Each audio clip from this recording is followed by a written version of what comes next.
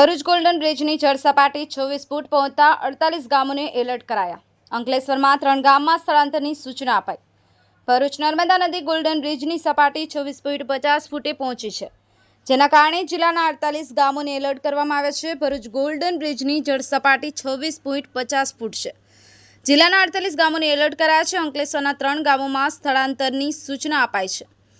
અગાઉ 280 લોકોનું કરાયું હતું સ્થળાંતર કરવામાં આવ્યું હતું। નર્મદા ડેમમાંથી 3.45 લાખ ક્યુસેક પાણી છોડાયું, જેના કારણે ભરૂચ ખાતે નર્મદા નદી ગોલ્ડન બ્રિજની સપાટી 26.50 ફૂટે પહોંચી છે, જેના કારણે જિલ્લાના 48 ગામોને એલર્ટ કરવામાં આવ્યા છે અને અંકલેશ્વરના નદી કિનારે વસેલા ખાલપિયા, સરફુદ્દીન અને જૂના કાંસિયાના ગામના લોકોનું સ્થળાંતર કરવા માટેની સૂચના વહીવટીતંત્ર દ્વારા અપાઈ છે।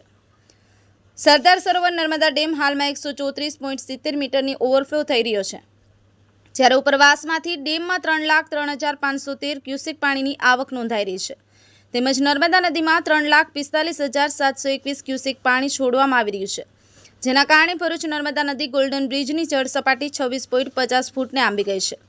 નર્મદા નદીમાં વધતા પાણીના જળસ્તરને પરિણામે જિલ્લા વહીવટીતંત્ર દ્વારા જિલ્લાના 48 ગામોને એલર્ટ કરવામાં આવ્યા છે, જ્યારે અંકલેશ્વરના પૂરથી સૌથી પહેલા પ્રભાવિત થતા ખાલપિયા, સરફુદ્દીન અને જૂના કાંસિયા ગામમાંથી સલામતી અને સાવચેતીના ભાગરૂપે વહીવટીતંત્ર દ્વારા સ્થળાંતર માટેની સૂચના આપવામાં આવી છે। ઉલ્લેખનીય છે કે તારીખ 26મી ઓગસ્ટના રોજ જિલ્લામાંથી 280 લોકોનું સ્થળાંતર કરવામાં આવ્યું છે।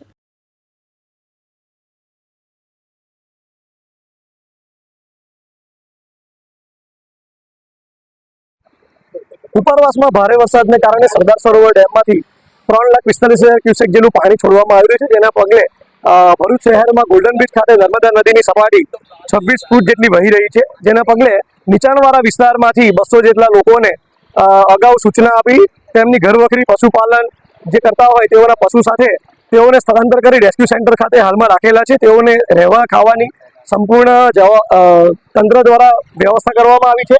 ભરૂચ નગરપાલિકાના ચૂંટાયેલા સભ્યો, પદાધિકારી, સંપૂર્ણ અધિકારી, વહીવટીતંત્રના સંપૂર્ણ તમામ અધિકારી, પોલીસ વહીવટીતંત્રનું સજ્જ બન્યું છે, તેમજ હાલમાં પરિસ્થિતિ કાબૂમાં છે। હાલમાં કોઈ પણ જગ્યાએ કોઈ પણ પ્રકારની પાણી ભરાવાના કોઈ પ્રશ્ન નથી, તેમજ કોઈ જગ્યાએ રેસ્ક્યુ કરવાની પરિસ્થિતિ પણ ઉદ્ભવી નથી।